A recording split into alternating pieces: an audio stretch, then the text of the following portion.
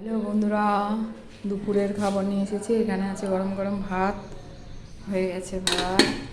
তারপরে আছে এখানে উচ্ছে ভাজা, লেবু, তারপরে এখানে ডাঁটা দিয়ে আলু দিয়ে পোস্ত, তারপরে আছে এখানে পটল আলু রসা, আর আছে এখানে বড়ার তরকারি করেছি, রসা রসা করে বড়ার তরকারি করেছি। তারপরে আছে এখানে চাটনি।